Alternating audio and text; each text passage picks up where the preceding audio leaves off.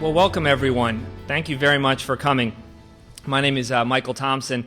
I'm the director of the Council of State Governments Justice Center, and I'm thrilled to welcome you to the second National Conference for the Second Chance Act grantees.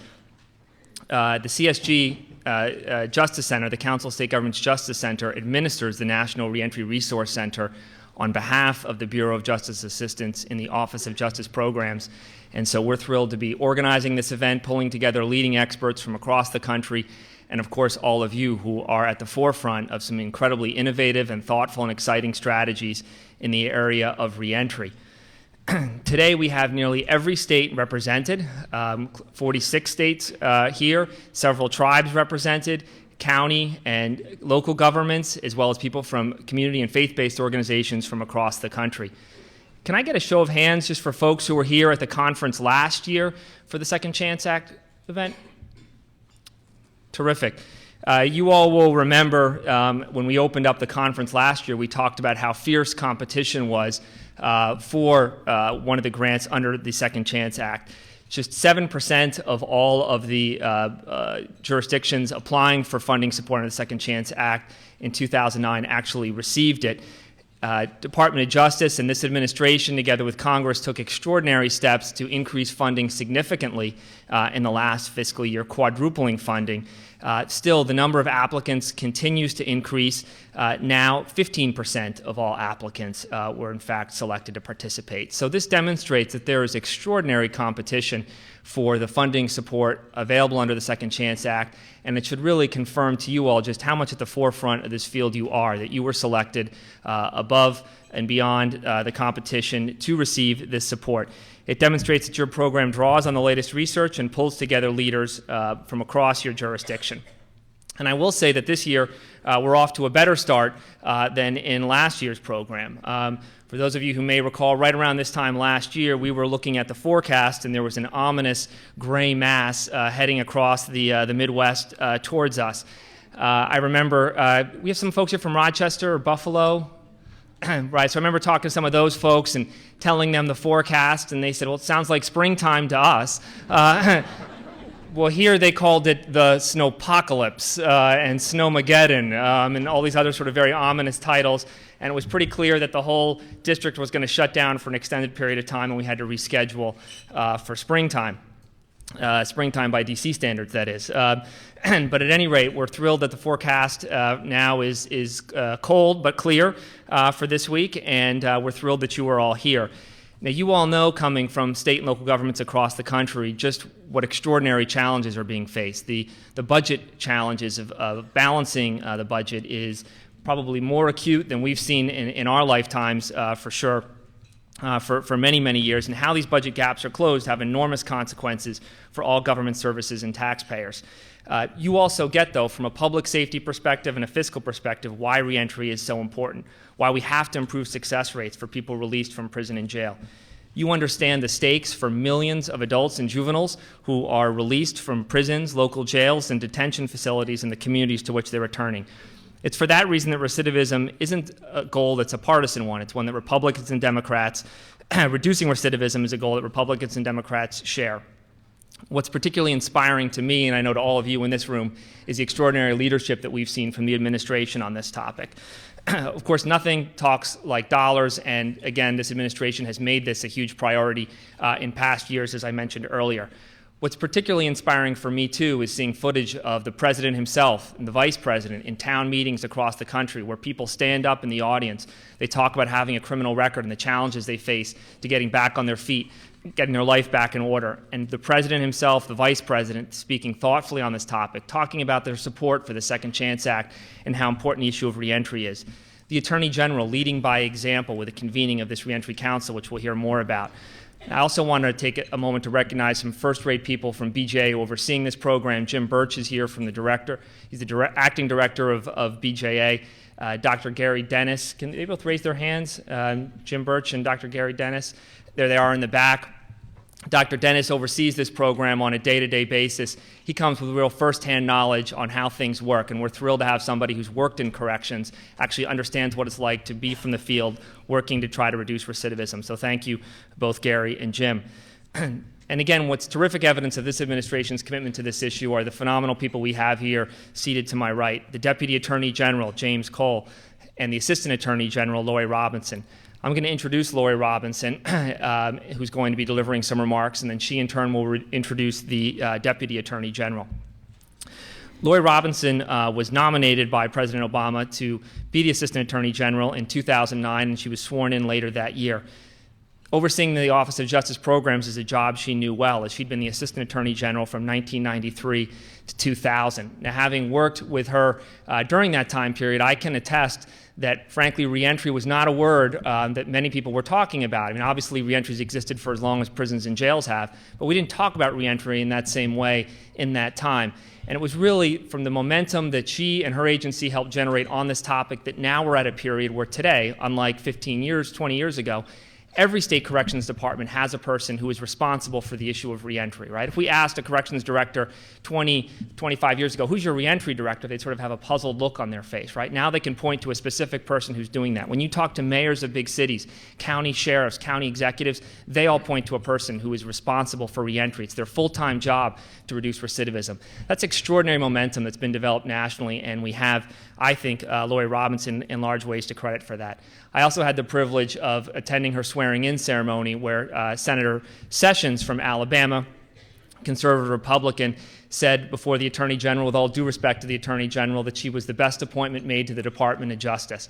I'm sure Deputy Attorney General Cole, he would revise that statement since your nomination, but at any rate, it was an enormous credit to Laurie Robinson to hear that bipartisan support that she had.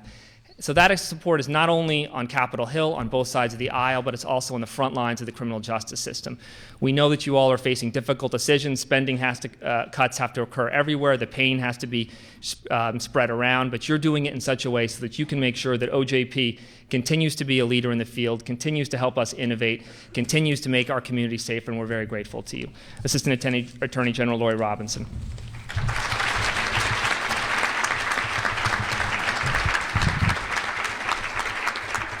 Well, Mike, thank you so much for that very, very warm introduction. I love working with Mike Thompson. He is such an innovator in this field.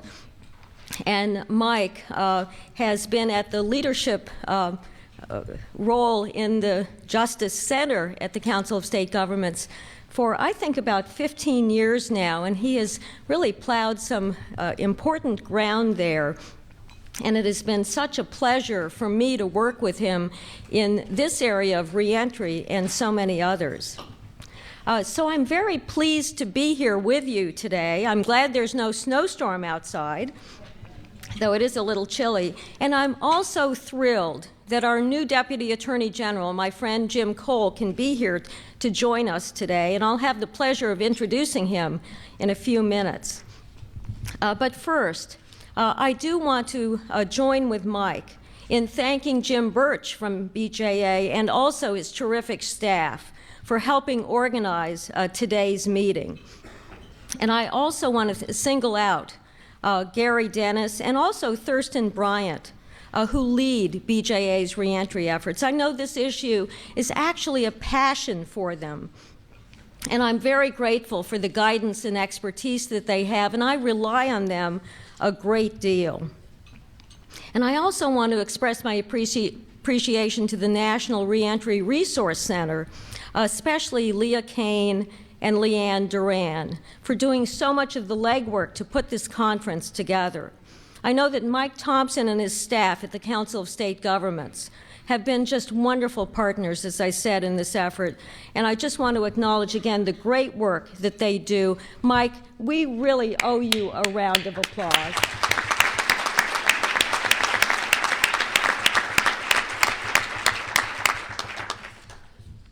Now, Jim and Gary tell me that, as Mike had said, there are about 600 or 700 of you here today. And I think back on the fact that last year, at the time of the snowstorms, we had just about 200 people here. And I think, as Mike alluded to, that is a clear sign that reentry is now becoming just a critical component of public safety in this country. It's being embraced and again, Mike alluded to this, by people across the full spectrum in criminal justice in this country.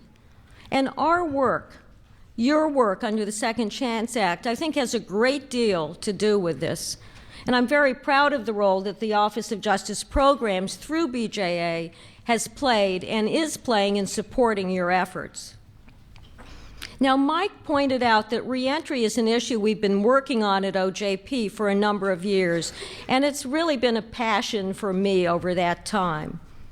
Back in the 1990s, when I worked with Janet Reno, we did have the opportunity to get started on this work. At that time, when Janet Reno was the Attorney General and Eric Holder was the Deputy Attorney General, Jeremy Travis was the head of our National Institute of Justice at OJP. And Jeremy introduced the term reentry into our lexicon. Now I would say it's become the coin of the realm. And it's wonderful to see that work continue today through the interagency efforts at the federal level that the Department of Justice is leading. We're expanding that reentry programming now at the cabinet level through the Obama administration. And we have a parallel staff-level effort that OJP is heading. It's being led through the work of Amy Solomon and Marlene Beckman on my staff. And through that, we're coordinating federal resources of 17 different federal departments and agencies, from housing to healthcare to veterans issues and beyond. That's really unprecedented in my experience in working in the federal government, to get all of those federal agencies working together. So I think this is really an exciting time. And I can't say enough about the leadership we've had from this administration. The Attorney General is personally so very interested in this. And then to see the excitement from our own Deputy Attorney General, to see their true commitment to making reentry part of the public safety landscape. Which brings me to our next speaker this morning. Now, I've had the pleasure of knowing Jim Cole for many years. I first met him through the American Bar Association back in the 1980s, when he was active in the ABA's White Collar Crime Committee, and I was the director of the ABA's Criminal Justice Section. That was when I first got to see the incredible breadth of Jim Cole's knowledge about the criminal justice system. And I remember being impressed by his intellectual curiosity and his passion for the issues. At that time, I developed a deep respect and admiration for him, and I also have to say I spotted his excellent sense of humor, which I hope he's brought to the Department of Justice with the kind of budget issues we're facing these days. And when I learned last year from Eric Holder that Jim Cole would be coming on board as Deputy Attorney General, I was really excited, because I knew the department would have someone who knew and cared so much about our issues. And he's no stranger to the Department of Justice. Beginning back in 1979, he served in DOJ for 13 years, first as a trial attorney in the criminal division, and then later as deputy chief of the division's public integrity section. Jim Cole is a man whose range of knowledge and experience is broad, not just his work at Justice and in private practice, but interests in areas like juvenile justice and public defense from his years with the ABA. So anyone who thinks of Jim Cole as simply a typical Washington white-collar crime lawyer would be making a huge mistake. When we were talking one day before Jim came on board, he told me that prisoner reentry was one of his interests.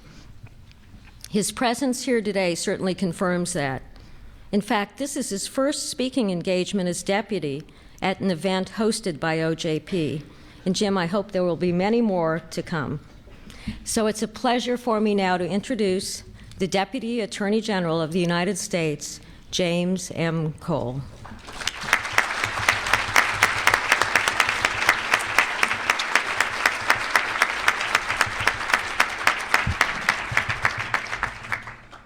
Thank you, Laurie. I think if Senator Sessions were here today, he'd still say you were the best appointment the Department of Justice has made. I can't tell you how pleased I am to join you for this event today. Like you, Laurie, and all of you here today, I care deeply about the issues that we're here to discuss. The Department is committed to strategies that are as smart on crime as they are tough, as proactive as they are reactive, and as creative as they are conventional. Laurie, your leadership has been essential in actually making that vision a reality. And I want to thank the dedicated teams at the Bureau of Justice Assistance, the Office of Juvenile Justice and Delinquency Prevention, the National Reentry Resource Center, and the Council of State Governments Justice Center for making this event possible. I also want to acknowledge the many distinguished guests we have here, including Michael Lawlor, the Undersecretary of Criminal Justice for the state of Connecticut, and of course, Michael Thompson, the Director of the Council of State Governments of Justice Center. And above all, I want to thank all of you for your commitment to this vitally important work. Without you, it wouldn't get done. As I prepared to address you today, I couldn't help but wonder what Homer Cummings would say if he could see this impressive crowd and take in the energy palpable in this room. Now I see a lot of blank looks around there saying, who is Homer Cummings? Did he say Homer Simpson? No, Homer Cummings. You may not recognize the name, but actually his portrait hangs in my conference room. He was Franklin Roosevelt's first Attorney General. And back in 1938, Attorney General Cummings spoke words that could be well spoken today. He said, and I quote, "It has only been in recent years, very recent years, that we have come to comprehend the challenge which prisons present in our culture." He went on to remind us that if we dare to ask who these prisoners are and what happens to them, and I quote, "the answer, I'll give it to you. They'll all come out. Well, at least 99% of them." And he further recognized the crucial point that, quote, "they come out back to live in your neighborhood, to walk beside you on the street, to join you in your church. Their children will associate with your children. Their families will be part of your communities." And he concluded with the same challenge that we face today. We cannot escape this, and we simply must face it. In some respects, we have come a very long way since Attorney General Cummings first shared this revelation. But as you all know too well, we have a long way still to go. And you are the leaders who will help make this a reality and help take us there. You all know what we're up against. There's more than 2 million people in prison. That's more than 1 in every 100 American adults that are behind bars. At some point, 95% of these people will be released. Each year, more than 700,000 individuals are released from state and federal prisons. 700,000. Another 9 million are released from local jails, and some 94,000 youth are in residential confinement in the juvenile justice system on any given day, and millions more are cycling through local jails. On top of that, recidivism rates are way too high. 2/3 of state prisoners that are released are rearrested within 3 years, and about half of those are reincarcerated. These are devastating statistics. The costs are way too high from both a safety and a budgetary perspective. We now spend about $68 billion a year with a B on federal, state, and local corrections, and state correctional spending in the past 20 years has grown at a faster rate than any other aspect of state budgets. It's crucial that we act now. These numbers, both in fiscal calculation and in human lives impacted, will continue to escalate if we don't make real changes and if we don't make them quickly. In my capacity as the Deputy Attorney General, I have the privilege of overseeing the Project Reentry Standing Working Group. This is a collaborative, department-wide effort initiated last summer to address reentry in a proactive and coordinated way. This working group was formed to learn from the experts how we can be most effective in our response and in our policies on the federal level. You would be proud if you saw the coordinated efforts and the collaborative efforts that this group is doing. Earlier this year, for example, we issued guidance to every single United States Attorney's office in the country, encouraging them to participate in reentry court programs that are being formed and other initiatives in each of their districts. Additionally, as you may know, the Department has also convened an interagency reentry council to focus on means to facilitate successful reentry. This interagency reentry council is remarkable on several levels. First, and very unusually, it enjoys the active participation of 8 cabinet-level secretaries. 8. Most of the cabinet, as well as other leaders across the federal government who are of sub-cabinet level. It is also notable for the scope of its mission. The council members have agreed to support the administration's efforts to make communities safer by reducing recidivism and victimization, by assisting those who are returning from prison and jail to become productive members of the community, and importantly in these times, saving taxpayer dollars by lowering the direct and the collateral costs that we spend every year for incarceration. As you know, reentry intersects health, housing, education, employment, family issues, faith issues, veterans issues, and there's numerous other issues that I haven't even mentioned. It takes it all in. And this council is the vehicle to ensure that we tackle this challenge by coordinating the federal leaders in our government who deal with all of these issues. On January 5th, 2 days after I was sworn in, I attended the inaugural meeting of this group. At that meeting, no less than 11 substantive, substantial commitments were made by the various cabinet secretaries across the board.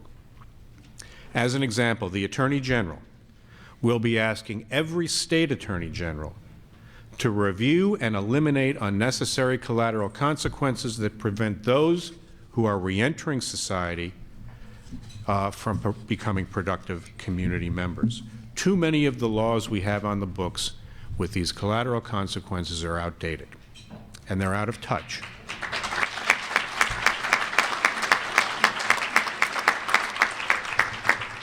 We need to ensure that every conviction doesn't carry what is in effect a life sentence. We'll be posting information about the Council's activities on the Natural Reentry Resource Center website, and we'll soon be releasing what we're calling our first set of Mythbusters, which are going to be clarifying federal policy on a number of issues, from public housing to accessibility to benefits for returning prisoners to the population, all of these topics and more. And we will continue to work at the federal level to leverage the resources we have and identify policy opportunities to reduce barriers and improve outcomes for reentry to the communities. But it's the Second Chance Act that we're here about today, and the Department's implementation of the Second Chance Act that makes me extremely proud of this administration. I am proud that last year, the Justice Department distributed $100 million in reentry awards for both adult and juvenile reentry efforts. That we now have more than 250 active grantees, and that people are working to reduce recidivism and ensure that people returning from prison have the tools they need to become productive community members. And frankly, to do this, we're relying on your work. That's the point of the Second Chance Act. One of the key goals of the Interagency Reentry Council is to identify evidence-based, important, evidence-based practices that advance the Council's mission. And your programs are going to provide an opportunity for us to observe and learn and find that evidence from the innovative work that you do in this area. For instance, I know we will benefit from learning, perhaps as much as the reentrants will, from their participation and from our review of the San Mateo, California County Manager's Office Program. That's a mouthful. This is a program that accepts enrollees who present a high risk for recidivism based on a risk assessment that they have developed and validated that has been known to show an ability to accurately predict risk of recidivism and to identify the individual treatment and services that each person needs. Of those who have participated in the program and been released, remarkably, just under 7% have returned to jail. A remarkable figure. In other words, this program, like so many of your programs, is building on the foundation of good risk assessment and attention to the higher risk individuals who, as research tells us, our limited resources should focus on. This is major progress in the field, and these are developments that we can and we will learn from. We'll also be watching the Oklahoma Department of Corrections program. They used a grant to establish a reentry facilities for those who present medium or high risks of offending and who have complex needs ranging from drug addiction to inadequate housing. All of the participants are about to be released from state prison and are not otherwise subject to further supervision. With this grant, the Department of Corrections will open a reentry transition facility to allow the officials to work with this at-risk population who are in need of structure and who are in need of support. Those, again, are the keys to this. Like these, each of your programs are critical to the participants who will be given the tools for a better life for themselves and their families, critical to the communities who will benefit from less crime, critical to the state and federal correction budgets that have escalated at unsustainable levels, and critical to all of us who will learn from the methods of your success. Many of you will present solutions that will facilitate real change in your communities. Soon your work will be transforming the way people across the nation and across the world will be thinking about and acting on reentry policies. That's what this conference and your work is all about. Systematic transformation. Your efforts are elevating the level of reentry-related discourse in this country and moving it from the margins to the mainstream. I, for one, am inspired by the possibilities and the realities that are created here with our joint efforts. Almost 70 years later, we are finally in a position to recognize what Attorney General Cummings' early assessment of the undeniable fact that most of these men and women will rejoin our communities. It is our responsibility to ensure that they never return to a life of crime. And as Mr. Cummings concluded, we cannot escape it. We simply must face it. Your work will help to conquer this challenge. For the insights you will provide, for the challenges you will meet, for the trends that you will reverse, I applaud you all. I further thank Laurie for affording me this opportunity to address you today. I assure you I will look forward to reviewing the impressive results that are going to come from your work, and I assure you that this is one of the highest priorities of the Department of Justice. Thank you.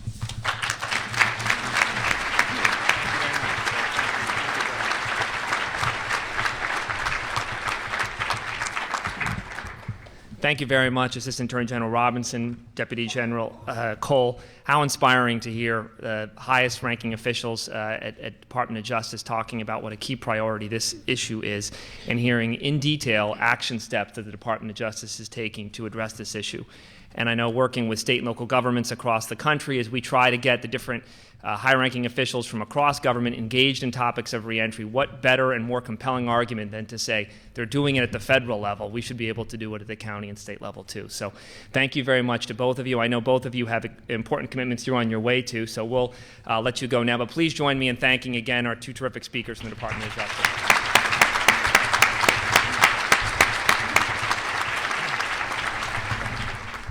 Okay, we have another panelist that we have asked to speak this morning.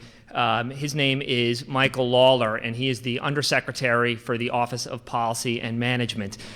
We asked Mike Lawlor to speak because he brings a lot of different perspectives to the table, and Office of Policy and Management may sound like an agency that whose mission is unclear, but to those of you in Connecticut, you'll know that's where it's at. That's the budget agency in Connecticut, and we all know in these times that's the agency we're looking most closely to.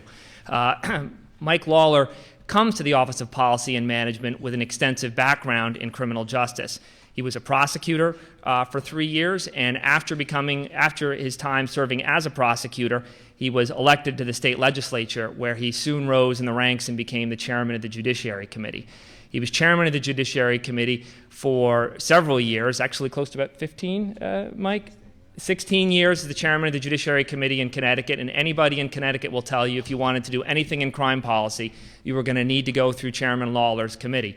He insisted on being calling Mike. Nevertheless, across the country, we saw him as a key leader in state legislatures everywhere. He was the chairman of the Public Safety Committee for the National Conference and State Legislatures, a founding member of our board of directors, and everybody listened closely when Representative Lawlor talked about some of the key challenges state government was facing.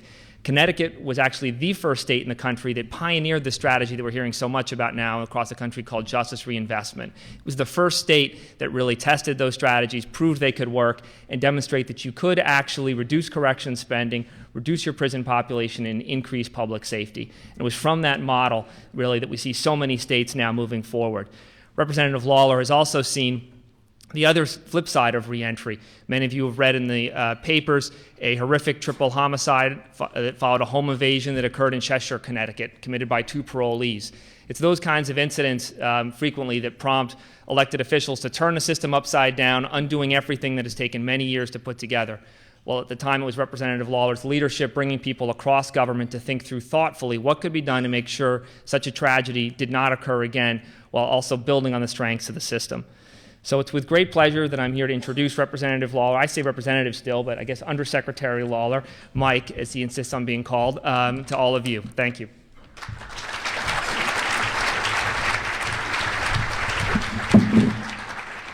Well, good morning, everybody.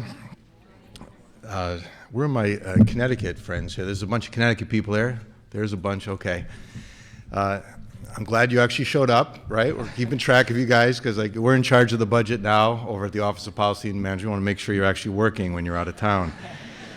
In any event, let me say what a great honor it is to be here. I mean, you could just imagine if you like criminal justice stuff to get to stand up in front of 700 people from all around the country who are also interested in this topic and get to talk to you about the kinds of things that I feel are very important, but more importantly, to encourage you to do what I think you can do better than any of us who are bureaucrats or legislators or federal officials or any of us. You are on the front lines. You can actually make these things happen. We can help you with that process, but you are the guys we're relying on to get the results that you've heard discussed here this morning. So let me just put your 3-day conference into context a little bit, tell you about at least my perspective on the history of reentry initiatives, and talk a little bit about the potential I see going forward for all of the things that you are working on. So as Mike just said, I got elected to the legislature actually in 1986. Can you imagine? And if you remember back in the late 80s, keep in mind I was leaving the prosecutor's office to run for the legislature. If you remember the late 80s, that's when crime started to pop up on the radar screen and move to the front of the line in the opinion polls that drove political candidates into deciding what they would say when they're running for election. And I can remember my first election in '86, I was talking a lot about how crime was out of control, and I had a lot of ideas that I thought would work in helping to deal with crime, and certainly that was the case for almost all politicians. You remember in 1988, there was a presidential campaign, or many of you might remember 1988, there was a presidential campaign. This was the issue when all was said and done. How are we going to get tough on crime? And in the state legislature, I can honestly say that I voted for every single one of those policies that you and I complain about today. It's a classic example of it seemed like a good idea at the time. So just to give you some sense, in my state, in Connecticut, in 1986, when I got elected to the legislature, on any given day we had 6,000 people in prison. It was a small state. 10 years later, in 1996, we had 16,000 people in prison. And that increase was not unique to Connecticut. Your states, your tribes did the same thing. You know, you heard the statistics for the prison population right now. And since 1996, we've gone up, we've gone down, we've gone up, we've gone down. But we still have a lot more people in prison than we ever did before. So now I work for the budget office now. And we have to keep track of the money. And one of my favorite talking points when I was a legislator was to point out that in 1986 in Connecticut we spent $100 million a year to run our prison system and $400 million a year to run our entire public higher education system. That means the University of Connecticut, best in the country in women's basketball, by the way, just pointing that out, made the Fiesta Bowl in football. Perennial champions in basketball, so we're very proud of UConn. But also, the University of Connecticut, our 4 state universities, all the community colleges combined, we spent $400 million a year to run that in Connecticut in 1986. 10 years later, with the increase in the prison population, instead of spending $100 million a year to run our prisons, we spent $400 million a year to run our prisons. 10 years later, instead of spending $400 million a year in '86 to run our colleges, in 1996, we spent $395 million a year to run our colleges. So by 1996, and since then, it's been true, we spend more money in Connecticut, of all places, to run prisons than we do to run colleges. And I bet you your state is very similar. And these kinds of facts sort of stick in people's minds. They say, we're spending all this money, what are we getting from it? And that question has driven the policy changes that we've all seen spanning the last 10 or 12 years. How is it possible we can spend more money on prisons than we do on colleges? So changes began to happen. And from my perspective as a legislator, I was very fascinated to watch the evolution take place. Now, I'm a Democrat. You probably figured that one out, right? I'm a Democrat. And in Connecticut, we actually have a lot of Democrats. But we had a Republican governor the whole time that these changes were taking place. And we had very vocal Republicans. Now, maybe by your standards, I'm not sure where all of you are from, but probably in your state, our Republicans would be considered socialists, right? It's Connecticut after all. But still, it was not easy. It was not easy to just talk about crime because of what had happened in the late 80s and early 90s. It was not easy to talk about crime. It was very easy for people to accuse anyone proposing anything that sounded anything like reentry or reinvestment or things like that of being soft on crime. So it was a very difficult discussion for elected officials to have for fear that they would be criticized in the next election for being soft on crime. But it turned out that we could find common ground between Democrats and Republicans, between prosecutors and public defenders, between victim advocates and people advocating for racial disparities in the community, that there was common ground. And it had a lot to do with money, and it had a lot to do with outcomes. And so now that I'm in the budget and policy office for the governor of our state, I've got my marching orders from our new governor, Dan Malloy, my boss. And he says, look, and he's a Democrat, by the way, for the first time in 20 years we have a Democratic governor in Connecticut. And so he says, look, you've got two goals. You've got to reduce crime and you've got to reduce spending. And it's your job to figure out how to make that happen. And actually, he does have a lot of ideas on his own, but that's the goal that I think our governor shares with your governor. I think Democrat and Republican governors around the country are saying the exact same thing. We want better results, and we want to spend less money to accomplish those results.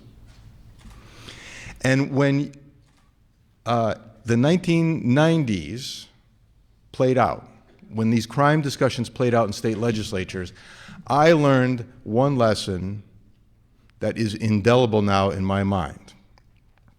And that is, nothing's going to work unless you reach out to the people who are actually on the front lines and ask them, what could we do that would actually work?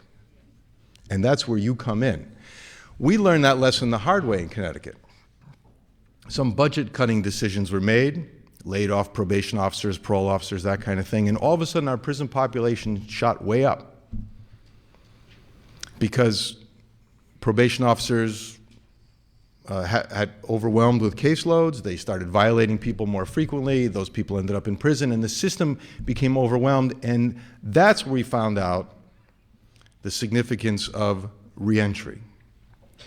Because as Mike just told you, there was this horrific episode in Connecticut where two guys were out on parole for relatively minor stuff, end up invading someone's home in the middle of the night, total strangers, and then in horrific fashion murdered the wife and two daughters of this very prominent doctor in our state. And this drama now plays out every single day, and the trials are still going on. People are transfixed with this, and people say, why wasn't someone keeping an eye on these two guys as they got out of prison? Why didn't the system work more effectively? And in dissecting what went wrong, it turned out that if you ask the people on the front lines, they'll explain to you exactly what was wrong. We don't have and I don't bore you with the long list of complaints, but each one of them was valid. They said, you need to do this, this, this, and this to make sure that we have the tools necessary to effectively monitor people coming out of prison and hook them up with the kinds of things that make it much less likely that they will commit crimes leaving prison. And now we have everyone, Democrats and Republicans in our state, have learned those lessons very, very well. So that's where you and I and our federal friends have to figure out a way to work together to get the results that I think everybody wants to realize in the very near future. That leads to a lot of questions that people like me in the budget office in your state are going to ask you, since you are the beneficiaries of a federal grant. So, okay, this all sounds great, and right now it doesn't cost us anything, but sooner or later those grants are going to run out. And now what are we going to do? Well, I've had a lot of practice answering that question, and let me give you some advice on that topic. Your argument is that because what you are doing works so well, you are saving money for the state and local governments in paying for prisons and jails. Because you are lowering rates of recidivism, and because of that, there are fewer people going to prison, and that is money the state does not have to spend to build more prisons, or even potentially, like my state now is considering, can we begin to close down or take offline correctional facilities? This concept, as brilliant as the name Reentry is, has another name called justice reinvestment. And I think some of you are familiar with it, others of you will become familiar with it, because this is the mantra of us now in Connecticut. We think that by giving you the resources you need, that our prison population, which has already begun to decline, will continue to decline. And we're trying to assemble the tools necessary to measure the actual amount that we're saving by not having to build more prisons or not even having to staff all the prisons that we've already built. And very soon we'll be able to tell the policymakers in the legislature, and I'll be able to tell the governor, okay, because of these policies, we're saving a lot of money. And so, Governor, can we agree that we'll take some of that money and reinvestment in the very programs that are saving you money and getting better results, reducing crime? You know that these things work, and they save money, and that is exactly what people are looking for in state capitals around the country. Now, what allies do you have to help sort of get this message out and communicate it effectively? Maybe not all of you have a lot of experience in holding press conferences and lobbying legislators, et cetera, but as it turns out, you now know, because you're here, that there are many resources that will be made available to you to help you make this case, to ensure that the progress you are making endures. The Council of State Governments. I'm sure many of you have never really heard about that before you got involved in this process. As Mike said, I've been involved in this for a long time. And the Council of State Governments is kind of like the Rotary Club for state government officials, executive branch, legislative branch, judicial branch. We just get together, we talk about stuff, we socialize, and we have our committees. And 20 years ago, it was impossible to have a committee to talk about criminals justice matters because we were always afraid that there'd be a fist fight, the tough on crime versus the soft on crime legislators. But it turned out if you got these legislators behind closed doors, Democrats and Republicans, liberals and conservatives, when they started talking about what they saw as the problems, there was a lot of common ground. There was a real lot of common ground. Like 80, 90% of the topics discussed, everybody agreed. And we felt at the time that if we could take advantage of that consensus, we could put the message out to journalists, to other legislators, in a way that would be completely unique. It would not be labeled tough on crime, soft on crime. It would be just smart on crime. And it actually did work.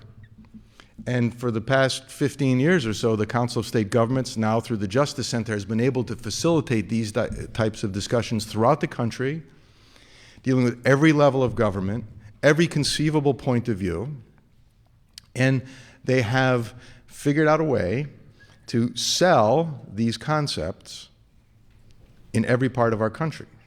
So now I'm from Connecticut, right? As blue states go, we're really blue. And sometimes my colleagues in the legislature would be afraid that if I supported something, they'd say, oh, it's just that liberal Lawlor guy talking about it. So I could call up Mike and say, hey, Mike, I'm trying to convince my colleagues to go along with a concept that we all know works very well. Can you get me some Republican sheriff from Texas to come up here and testify that this is a great idea? And a week later, sure enough, in fact, once we got the Republican chairman of the Corrections Committee of the Texas House of Representatives to come up to my state capitol and say, hey, Mike Lawler's right when he says that, right?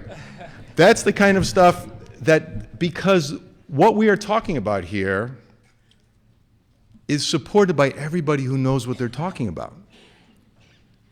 And if you need allies, you need technical assistance, you need experts to come to your state and help convince other people who don't have the benefit of these kinds of meetings, the Council of State Governments, through the generosity of the Justice Department and others, can make that happen.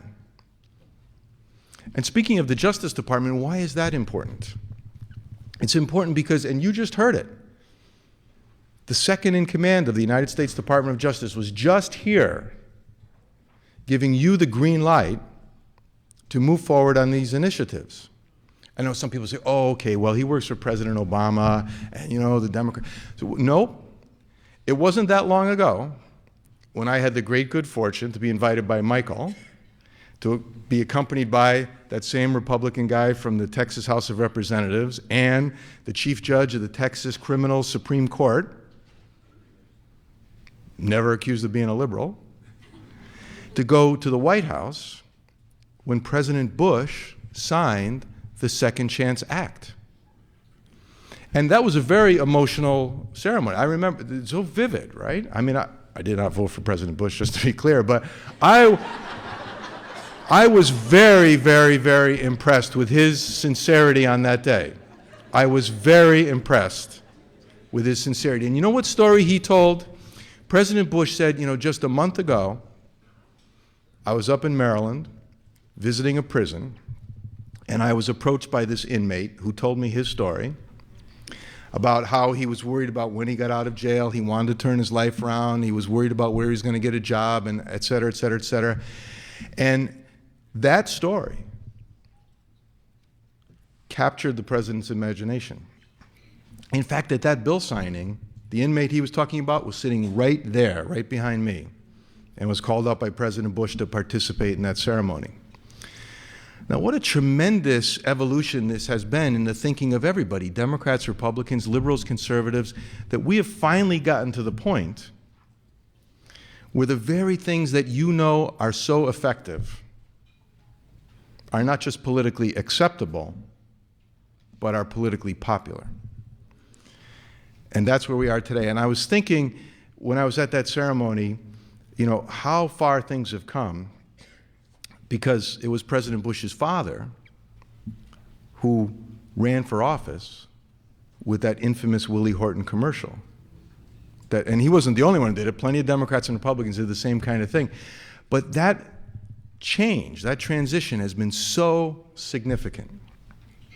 And that's why I am so very optimistic that over the next few years, in state capitals around the country, including places like Connecticut and places like Indiana, which again is as red states get, are making these, even in Texas, these things are happening because they work. And the final story I want to tell you is our optimism about progress in my own state, because I think your state can have the same experience, and many of your states are having the same experience. After the Cheshire murders that were alluded to a short time ago, our former governor ended parole temporarily while we sorted things out. Our prison population spiked up, and she asked a panel of experts, and the legislature convened a similar panel of experts to figure out what could be done to make sure that tragedy doesn't happen again, and make sure we get better results from our criminal justice system. And fortunately, a lot of people like yourselves were convened, made your suggestions. The state legislature, together with the governor, adopted virtually all of those suggestions, put a bunch of money aside to pay for things like halfway house transition, employment opportunities, beefed up the capacity of probation and parole to supervise people, promoted the idea of housing and mental health care, et cetera, for somewhere for sex offenders leaving prison to live. All of these things that we know reduce the rates of recidivism. And those were established about 5 months after the murders took place. And since that day, our prison population, which had reached an all-time high, has declined to where it was on the day before the Cheshire murders, which took place in July of 2007, and now we're at a 10-year low point and heading downward. And there are more policies just introduced by our new governor, which we think will accelerate that. Not just to have fewer people in prison, but to have less crime. And that, at the end of the day, is my job. And that, at the end of the day, I think, is your job. So let's work together. You've got 3 days to listen to every expert in the country on this topic. And I'm sure I speak for your governor and his or her staff when I say, please come back and help us solve this problem. Thanks very much for listening.